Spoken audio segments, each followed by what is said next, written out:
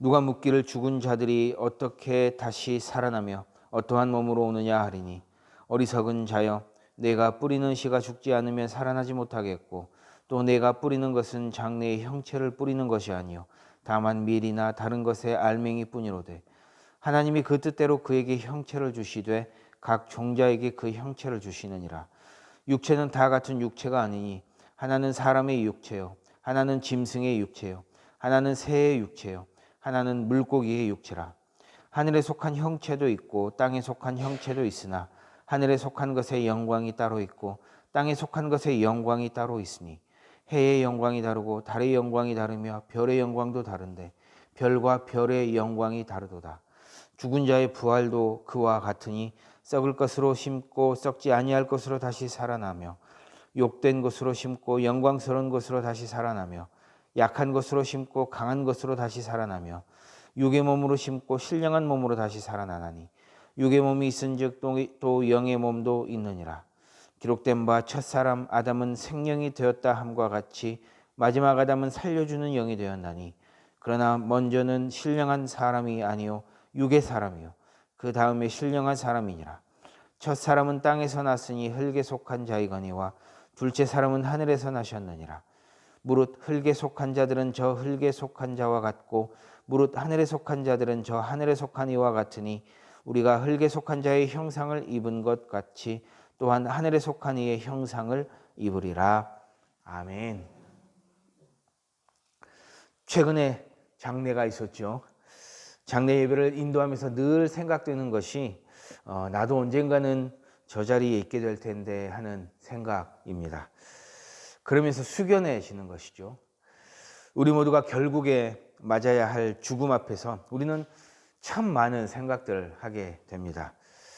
중국의 어떤 황제는 불로초, 늙지 않고 죽지 않는 어떤 약체가 어딘가에는 있을 것이라고 생각을 하고 찾아다녔다지만 결국 그도 죽음을 맞이했습니다.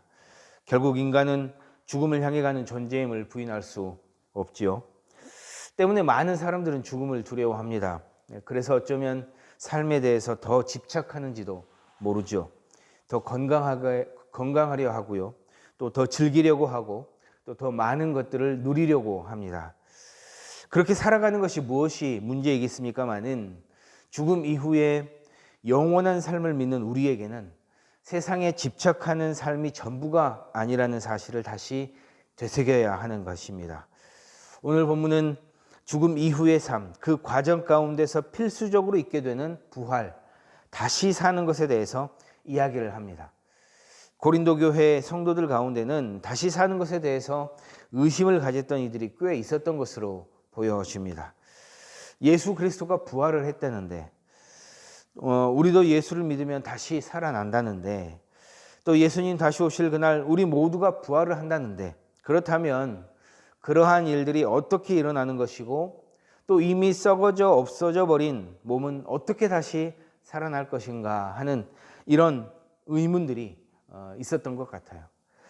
부활에 대해서 의심하는 이들이 아니더라도 이러한 질문은 믿는 이들 역시 충분히 가질 수 있는 질문들입니다. 바울 사도는 이러한 질문에 대한 답을 시라는 어떤 그런 메타포를 가지고 당시 성도들이 잘 알아들을 수 있도록 설명을 합니다. 먼저 35절에서 37절인데요. 우리 함께 읽겠습니다. 시작. 누가 묻기를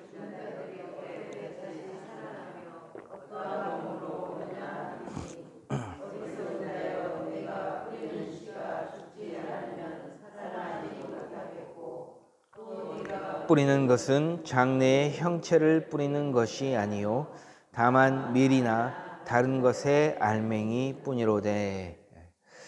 모든 열매는요 뭐부터 시작하나요? 씨앗부터 시작을 합니다.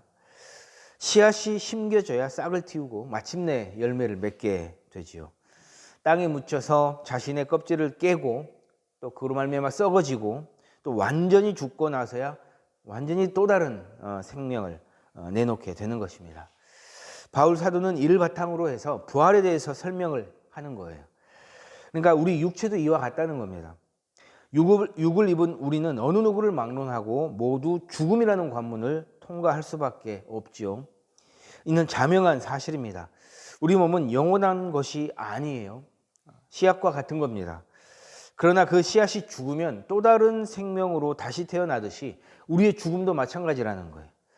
그것으로 끝나는 것이 아니라 영광스러운 부활의 몸으로 다시 태어나게 된다는 것이죠. 때문에 육을 입고 사는 이곳에서의 삶은 뭐예요? 부활이라는 새로운 열매를 맺기 위해서 잠시 이 땅에 심겨지는 씨앗일 뿐이라는 겁니다. 그렇다면 부활의 몸은 어떤 몸일까요? 구체적으로 어떤 모습일지는 우리는 알 수 없어요. 성경에서 분명하게 기록하고 있지 않기 때문에 어떠한 모습으로 우리가 부활의 몸을 입고 다시 살아날지는 아무도 모릅니다. 그건 하나님만이 아시는 거예요. 그러나 분명한 건 뭐냐 하면 씨앗보다 그 씨앗이 낸 열매가 비교할 수 없이 아름답듯이 우리가 장차 입게 될 부활의 몸 역시 그렇다는 거예요. 지금의 몸과는 비교할 수 없을 정도로 아름다울 것이라는 점이에요. 이건 하나는 분명합니다.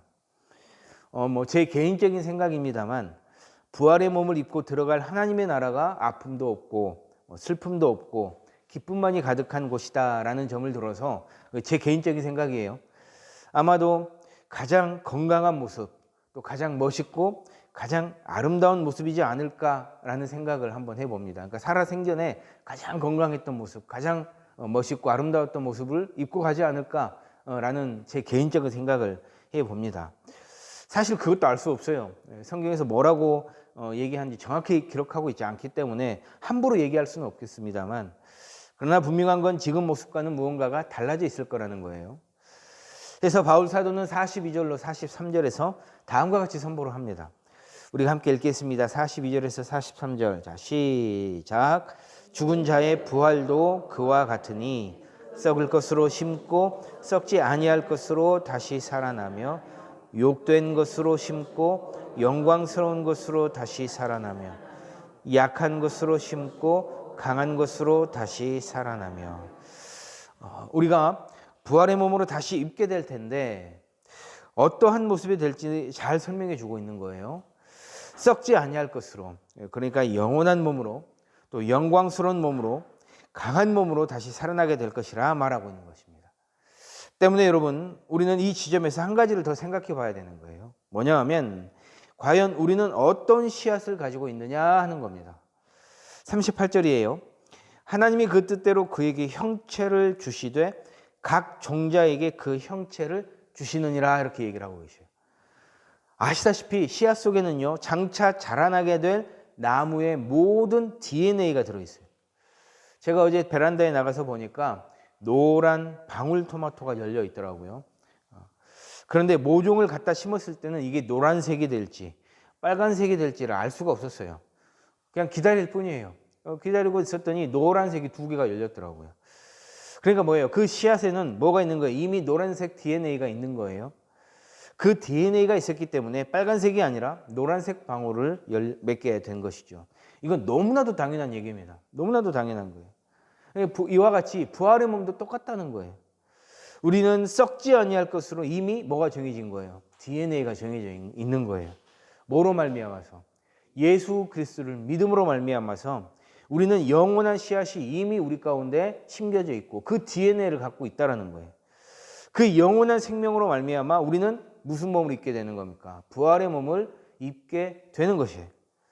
그런데 반면에 썩어질 씨앗을 심게 되면 어떻게 되는 거예요? 썩어 없어져 버리는, 열매를 맺지 못하는 그런 씨앗을 품게 되면 썩어질 것을 맺게 될 수밖에 없다는 겁니다.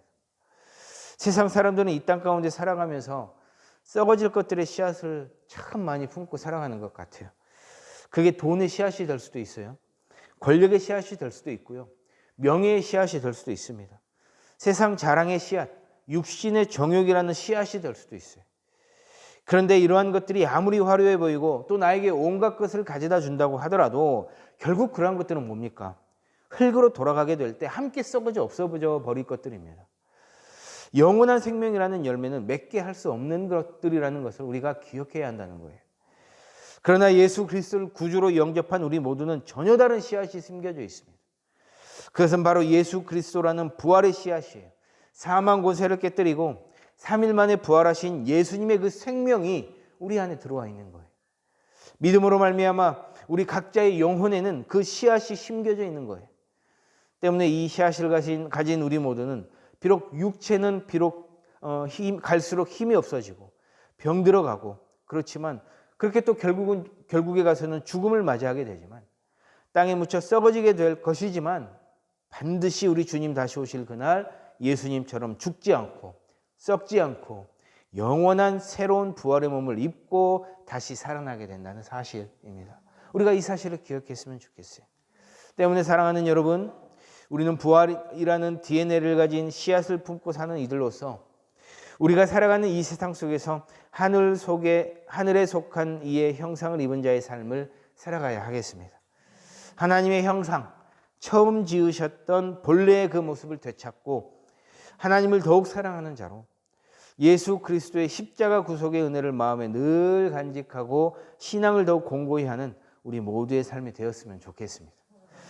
그렇게 우리 주님 다시 오실 그날 모두 다 새로운 모습으로 가장 아름다운 그러한 모습으로 하나님 나라 들어가십시다. 이 시간 말씀 붙들고 기도의 자리로 함께 나아가겠습니다.